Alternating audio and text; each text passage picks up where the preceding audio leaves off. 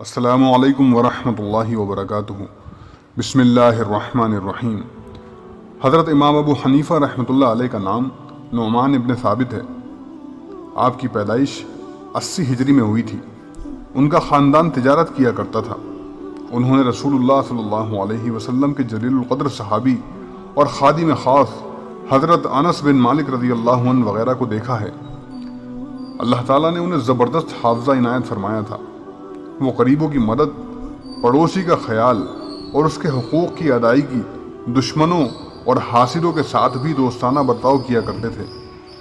عبادت اور ریاضت کا یہ حال تھا کہ پوری رات اللہ کی عبادت کرتے اور اللہ کے ڈر سے اتنا روتے کہ باہر سنائی دیتا تھا، یہاں تک کہ پڑوس والے ان پر ترس کھاتے تھے۔ نصر بن حاجب کہتے ہیں کہ میں کبھی کبھی رات کو امام ابو حنیفہ رحمۃ اللہ علیہ کے پاس سو جاتا تھا۔ میں نے ان کو دیکھا کہ وہ ساری رات نماز پڑھتے ہیں اور ان کے آنسو بارش کی طرح چٹائی پر گرتے رہتے ہیں۔ میں خود گرنے کی آواز سنتا تھا۔ وہ اپنے پاس پڑھنے والے غریب طلبہ کی مدد کیا کرتے تھے، یہاں تک کہ ان کے گھر والوں کو بھی خرچ بھیج دیا کرتے تھے۔ حاکموں اور بادشاہوں سے بہت دور رہتے، ان کے ہدایہ اور تحائف قبول نہیں کرتے تھے۔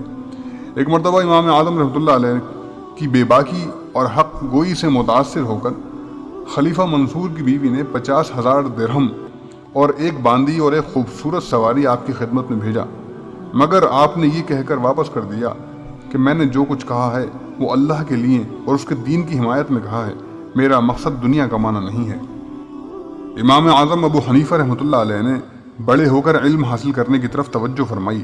کوفہ کے بڑے اساتذہ اور ائمہ فن سے علم حاصل کیا، یہاں تک کہ تمام علوم میں مہارت حاصل کر لی۔ فقہاء اور محدثین کی ایک بڑی جماعت ان کی مہارت اور ان کے کمال کا اعتراف کیا کرتی تھی۔ احادیث کے حافظ تھے۔ جب کوفہ کے مشہور محدثوں سے حدیثیں پڑھ لیں تو پھر مکہ مکرمہ اور مدینہ منورہ کا سفر کیا اور وہاں کے اساتذہ سے علم حاصل کیا۔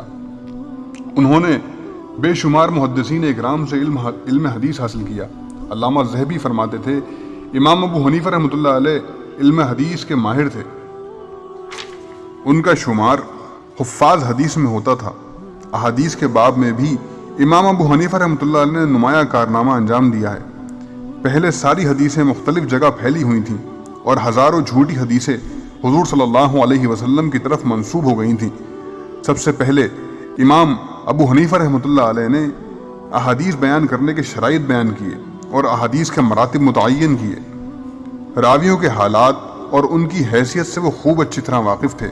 اسی وجہ سے امام ابو یوسف رحمۃ اللہ علیہ فرماتے تھے کہ امام ابو حنیفہ رحمۃ اللہ علیہ مجھ سے زیادہ صحیح حدیثوں کے جاننے والے ہیں۔ حضرت امام ابو حنیفہ رحمۃ اللہ علیہ کی زندگی کا اصل کارنامہ فقہ کی ترتیب اور تدوین ہے۔ ان کے زمانے میں سینکڑوں نئے اور پیچیدہ مسائل سامنے آئے جن کا حل انہوں نے قرآن اور حدیث سے بتایا۔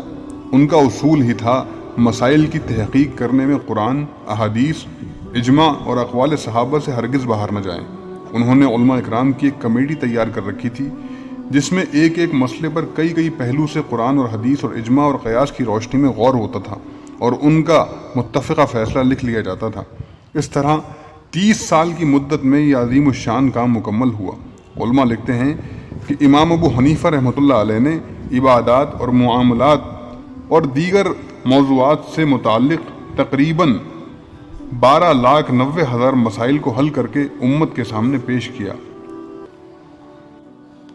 فقہ میں ان کی ذہانت اور قرآن اور حدیث کے مطابق جچے تلے فیصلے کو دیکھ کر بڑے بڑے فقہاء اور محدثین فرمانے لگے کہ امام ابو حنیفہ رحمۃ اللہ علیہ اپنے دور کے سب سے بڑے فقیہ اور قرآن اور حدیث کے مقاصد کو سمجھنے والے ہیں۔ امام شافعی رحمۃ اللہ علیہ فرماتے تھے کہ میں نے امام ابو حنیفہ رحمۃ اللہ علیہ سے بڑا فقیہ کسی کو نہیں دیکھا۔ علم فقہ میں سارے لوگ ان کے محتاج ہیں۔ حاکم وقت نے کئی مرتبہ امام ابو حنیفہ رحمۃ اللہ علیہ کو قضا کا عہدہ سنبھالنے کی درخواست کی، مگر ہر مرتبہ انہوں نے اس کو قبول کرنے سے انکار کر دیا۔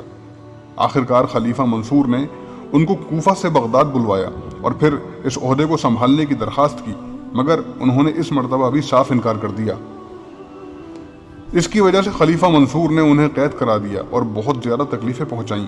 روزانہ کوڑے لگائے جاتے، اس کی وجہ سے وہ لہو لہان ہو جاتے تھے۔ آخر ایک روز رو پڑے اور ہاتھ اٹھا کر اللہ کے دربار میں اپنی بے بسی اور مصیبتوں کی شکایت کی۔ محمد بن مہاجر کا بیان ہے کہ ایک روز پیالے میں زہر لے کر زبردستی آپ کے حلق کے اندر ڈال دیا گیا، اس کے بعد ہی ان کی وفات ہو گئی۔ یہ 150 ہجری کا زمانہ تھا۔ 50,000 سے زیادہ لوگوں نے نماز جنازہ پڑھی۔ آپ کی نماز جنازہ 6 مرتبہ پڑھی گئی۔